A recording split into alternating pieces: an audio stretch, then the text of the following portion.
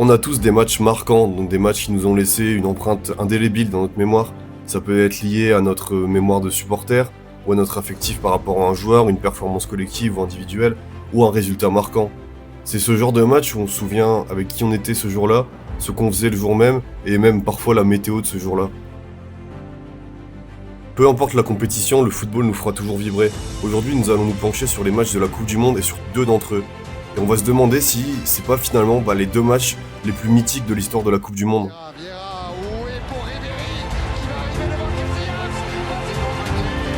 Par mythique, j'entends le contexte, la compétition, les stars présents, les grandes équipes lors de cette compétition.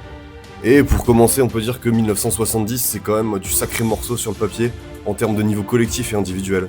Cette compétition elle a été vue par beaucoup comme étant l'âge d'or du football, l'âge d'or des sélections avec une équipe, le Brésil, qui est considérée comme peut-être la meilleure équipe nationale de tous les temps.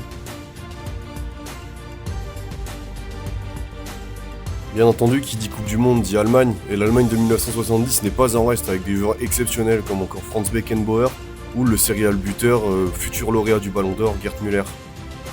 Enfin, parmi les favoris, on peut citer bien entendu l'Italie qui a envie de laver l'affront de cette humiliante défaite et élimination au premier tour de la Coupe du Monde 66 contre la faible équipe de Corée du Nord. Et ces deux équipes, on va les retrouver plus tard dans ce qu'on va appeler le match du siècle, mais c'est important quand même avant de se pencher sur le parcours des deux équipes respectives. On va commencer donc par l'Allemagne, qui se retrouve dans un groupe avec le Pérou, la Bulgarie et le Maroc. Et on va pas se mentir que les Allemands vont faire un peu sans faute sur ce parcours. Une victoire 2-1 en ouverture, avant un festival 5-2 contre les pauvres Bulgares impuissants face à la machine allemande. Et enfin un récital 3-1 contre le Pérou pour s'adjuger la première place avec un triplé de Gerd Müller. Les Allemands font donc le sans faute dans cette phase de groupe et vont hériter d'un plutôt gros morceau, on va pas se mentir, en quart de finale, puisqu'ils vont affronter ni plus ni moins que les champions du monde anglais. Et c'est un match qui va avoir des allures de revanche pour les Allemands, même si ça va pas se passer comme prévu, avec les Anglais qui vont mener 2-0 à la 50e minute.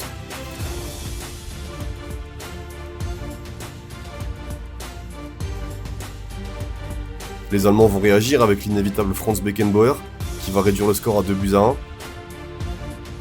Et Wesseler va égaliser d'une tête assez exceptionnelle à un quart d'heure de la fin pour emmener les deux équipes à 2 buts partout et les emmener donc en prolongation. Prolongation comme 4 ans plus tôt, sauf que cette fois les Allemands ils vont quand même réussir à s'imposer, se sortir du piège anglais grâce à un but de l'inévitable Gerd Müller qui va donner la qualification aux siens.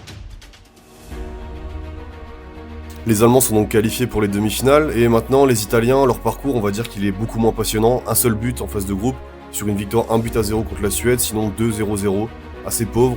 L'Italie finit donc en tête de son groupe avec des résultats qui lui ont été plutôt favorables et va hériter en quart de finale du pays hôte mexicain.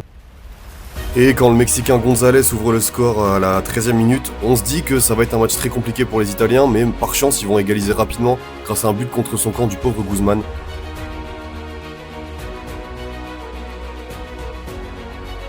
Et en seconde mi-temps, ils vont complètement dérouler leur football et écraser les pauvres Mexicains qui s'inclinent à domicile 4-1. Une lourde défaite pour les Mexicains donc qui quittent leur compétition par la petite porte.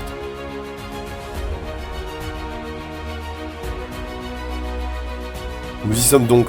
Ce 17 juin 1970 à 16h, Italiens et Allemands vont se livrer une véritable bataille au Stadio Azteca de Mexico. Les capitaines se serrent la main, et plus de 100 000 personnes vont assister à ce qu'on appelle aujourd'hui le match du siècle. Le coup d'envoi est donné et les Italiens vont démarrer très fort.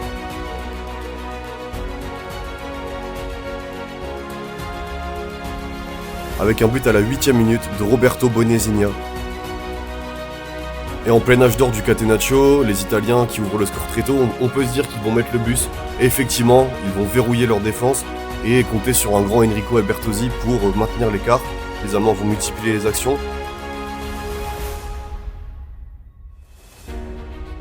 Les Italiens vont finir par craquer à la 90e minute par un but de Karl-Heinz Schnellinger. Le défenseur allemand de l'AC Milan marque donc son seul et unique but en équipe nationale et permet aux siens donc d'accrocher une prolongation plutôt inespérée. En prolongation, une des images les plus marquantes de l'histoire de la Coupe du Monde va avoir lieu. Franz Beckenbauer, le milieu de terrain défenseur allemand, se retrouve avec une clavicule cassée. Malgré la douleur, Franz Beckenbauer a continué de jouer car le sélectionneur allemand n'avait plus de remplacement disponible. Il a donc fini le match avec cette clavicule cassée. Sans doute galvanisés par le courage de leurs coéquipiers, les Allemands vont reprendre l'avantage grâce à Gerd Müller.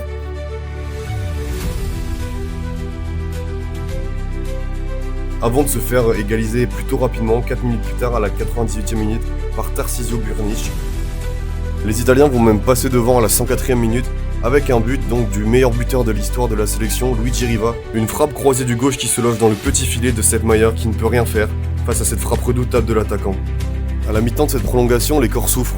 L'Italie mène 3-2 et on peut dire que les joueurs sont plutôt cuits sous la chaleur étouffante de l'Estadio Azteca de Mexico, où 102 000 spectateurs assistent à un spectacle absolument surréaliste. Les Allemands poussent, et l'inévitable Gerd Müller va finir par tromper la vigilance du gardien italien et égaliser à la 110e minute. La télévision est en train de retransmettre le ralenti du but allemand quand le milieu italien Gianni Rivera, esselé au point de pénalty, prend à contre-pied le gardien allemand sur un bon centre en retrait de Bonisigna. 4-3, l'Italie repasse devant. Au coup de sifflet final, l'intensité était telle que les Italiens s'effondrent sur la pelouse. On peut lire une joie très palpable sur leur visage, et vu l'intensité du match, on peut comprendre que pour eux, c'était un véritable soulagement de pouvoir gagner ce match. Mais malheureusement, en finale, les Italiens vont s'incliner lourdement 4-1 face à probablement la meilleure équipe nationale de tous les temps, le Brésil du roi Pelé, qui soulève sa 3e couronne, la 3e pour son pays, et remporte le trophée Jules Rimet pour la dernière fois de l'histoire. Cette demi-finale entre l'Allemagne et l'Italie a donc marqué les esprits, un scénario complètement fou avec une égalisation à la 90e minute, puis 5 buts en prolongation, une clavicule cassée, et un héroïsme à souligner de la part des deux équipes sous cette chaleur étouffante à l'Estadio Azteca de Mexico. Vu le spectacle qu'on vient de voir, on ne peut dire que merci et bravo messieurs pour ce magnifique match de football et cette leçon de courage. Cette demi-finale est donc parmi les matchs les plus mémorables de l'histoire de la Coupe du Monde. De l'intensité, de la dramaturgie, des buts, le cocktail réuni pour passer une soirée exceptionnelle. Maintenant, place à un peu de folie, un peu de magie et un peu de génie. Rendez-vous dans les mêmes pays en 1986.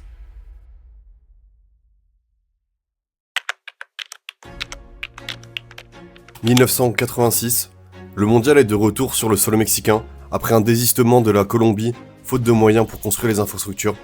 Cette Coupe du Monde a été mémorable, avec des joueurs exceptionnels, des équipes mémorables comme le Brésil de 1986 emmené par Socrates ou Zico, l'équipe de France de Platini, fort d'une génération dorée, l'Angleterre de Gary Lineker et l'Argentine du sans doute meilleur joueur du monde, le joueur de Naples Diego Armando Maradona. Pour cette partie, nous allons nous intéresser aux deux dernières équipes citées, l'Angleterre et l'Argentine. Les Argentins vont se retrouver dans le groupe A avec la Bulgarie, la Corée du Sud et surtout la redoutable Italie, championne du monde en titre. Lors du premier match, face à la Corée du Sud, les Argentins vont rapidement ouvrir le score sur cette frappe de Jorge Valdano. À la 18e minute, Ruggieri placera une tête imparable pour le gardien sud-coréen. Les Argentins marqueront une troisième fois et les Sud-Coréens réduiront l'écart sur cette magnifique frappe de Park Jang-soon.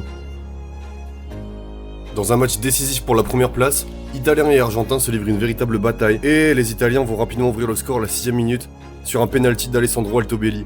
L'attaquant de l'Inter Milan donne l'avantage aux siens. Maradona, qui joue face à la plupart de ses coéquipiers en club ou des adversaires qu'il a l'habitude de rencontrer, est survolté lors de cette rencontre et va égaliser à la 34e minute sur un véritable but de renard des surfaces, un but à la Filou, à la Maradona. Score final, un but partout et on ne peut pas dire que ce soit un résultat qui fasse l'affaire ni des uns ni des autres.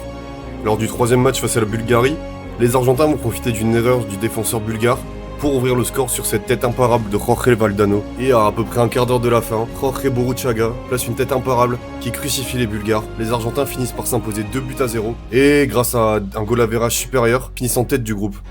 En huitième de finale, dans un match aux allures de derby entre deux pays voisins, l'Argentine, absente du précédent mondial au Mexique en 1970, élimine l'Uruguay dans un match très tendu sur le plus petit des scores, 1-0 sur un but de Pasculi à la 42e minute. Les Argentins se retrouvent donc en quart de finale de la compétition. Côté anglais, une phase de poule peu passionnante, avec seulement un match où ces derniers vont trouver la faille. Une défaite 1-0 face aux Portugais en ouverture, un match nul 0-0 contre la solide équipe du Maroc, et enfin un dernier match crucial face à la Pologne. Et c'est l'inévitable attaquant d'Everton, Gary Lineker, qui rejoindra le Barça à la suite de cette compétition, qui marquera 3 fois pour les Anglais, afin de leur offrir une victoire 3-0.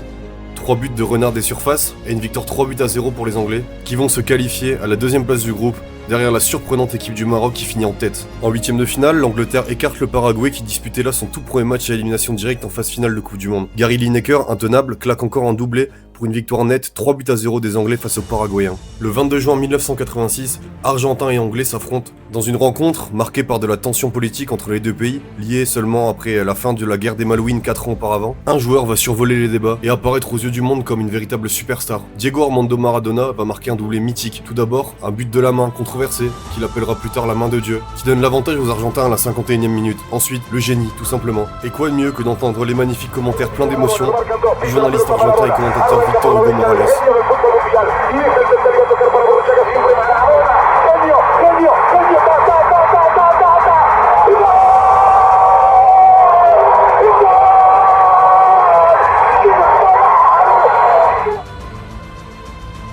Les Anglais vont pousser et réduire l'écart par l'inévitable Gary Lineker sur encore une fois un but d'avant-centre sur une touche longue.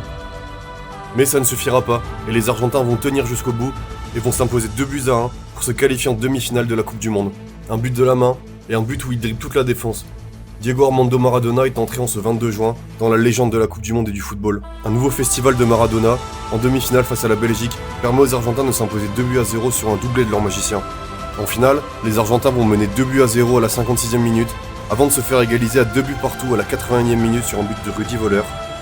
Enfin, Diego Armando Maradona sert Burruchaga dans la profondeur, qui crucifie les Allemands à la 84e minute et offre à ce moment la deuxième étoile pour l'Argentine. Je pense qu'on l'a vu tout au long de cette vidéo. La Coupe du Monde est franchement la compétition la plus marquante dans l'histoire du football. On l'a vu, que ce soit par des exploits collectifs ou individuels, l'histoire du foot a toujours été marquée par des grandes performances. Que ce soit un match héroïque, une blessure et une volonté de continuer, ou alors la folie d'un homme, le génie, un but de la main, un but où il dribble toute la défense. Que dire? Merci Diego, et vive le football. Alors merci à tous de m'avoir écouté, et vive le foot. Ciao!